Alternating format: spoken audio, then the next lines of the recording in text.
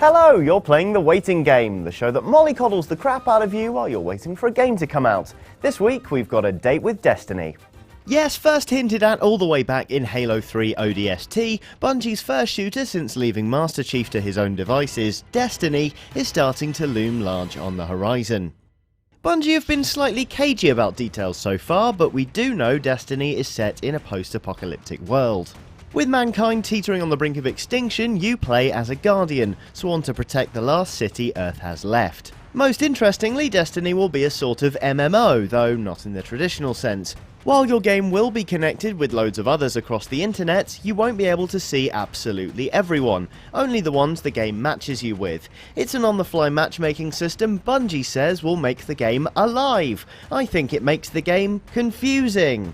Anyway, if you can't wait to sink your teeth into Bungie's first release post-Halo, don't fret. We've got some stuff to keep you busy until launch day. First up is Borderlands 2, probably my favourite shooter of all time. Set in the apocalyptic wastelands of Pandora, you play as one of 4 different Vault Hunters, all of you on a quest to stop the evil Handsome Jack. Okay, it's not an MMO, but with some brilliant loot-focused gameplay and some of the best writing I've ever seen in a video game, Borderlands 2 is a hilarious romp and well worth picking up. It's good enough by yourself, but playing with a friend is where Borderlands 2 really comes into its own. I've put over 90 hours into that game with my friend Matt, and I'd do it again in a heartbeat. If you want to get ready to stomp around in the post-apocalypse of Destiny with a bunch of people probably stealing your kills, Borderlands 2 is a great way to get warmed up. That said, while it has some serious moments, Borderlands 2 is almost certainly a comedy. What if you want an online shooter with a bit more gravitas? Well, there's always Dust 514. It's not earth-shatteringly brilliant, but the concept is pretty novel, and most importantly, it's free to play, so you're not allowed to come after me claiming I forced you to piss a bunch of money away. Directly impacting on the economy of EVE Online, Dust 514 turns you into a Capsuleer, an immortal infantry soldier fighting for control over various different planets. There are some decent customization options, all designed to mix things up as you run around the various maps shooting at other people across the internet. While Dust 514 did considerably better in previews than in the actual review stage, the scale of the game is a lot closer to what we can expect from Destiny than Borderlands 2, so you may as well give it a punt. Alright then, that's the games out the way, but surely the post-apocalypse has more to offer than running around shooting dudes. It does, friend. Adventure Time is simply put one of the greatest cartoons of all time. Following the adventures of Finn the Human and his faithful stretchy dog Jake, the 11-minute episodes are incisive, inventive, and above all, hilarious.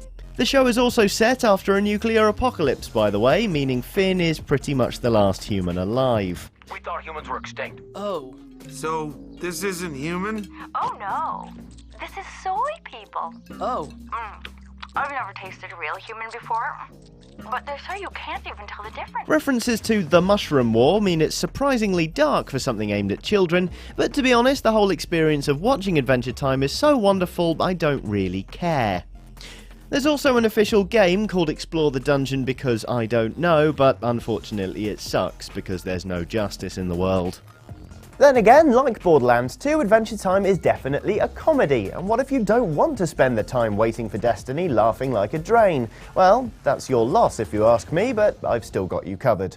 Young people from all over the globe are joining up to fight for the future. I'm doing my part. I'm doing my part. I'm doing my part. I'm doing my part too. They're doing their part. Are you? Starship Troopers is a bombastic action film about giant bugs that threaten human existence and the soldiers who want to kill them. What makes Starship Troopers really stand out though is how ahead of time it actually was. The constant information updates thrown at the viewer are an interesting critique on the United States and its stance on foreign policy. Starship Troopers pretty much predicted the US reaction to 9/11, making it a fascinating watch as well as a pretty decent action film. Okay, so at the end of the day it is still a lot of meatheads shooting at giant bugs, but that reflective tone adds a poignancy to Starship Troopers that we can probably expect from Destiny. Bungie are, after all, ones for injecting a bit of contemplative drama into proceedings. Will watching Starship Troopers make you a better Destiny player? No, it won't. Will you have fun watching it? definitely. Everyone's doing their part. Are you? The war effort needs your effort. At work, at home, in your community. And finally, just because we don't want to be blamed for declining literacy rates, you should try reading Dune. Set in the distant future, Dune concerns itself with a series of planets, each ruled by a noble house. When the control of planet Arrakis, sole source of the incredibly valuable spice, comes up for contention, all sorts of political back and forthing gets underway. While not exactly a post-apocalypse, Dune is probably the closest of this week's picks to the setting of Destiny, and should give you a decent feel for what to expect when the game finally launches. Until then, I'm off, but if you want to check out any of the stuff we talked about in this episode, follow the link on screen now for a handy Amazon list. Feel free to make your own recommendations in a comment or by tweeting with the hashtag GSWaitingGame. See you next time.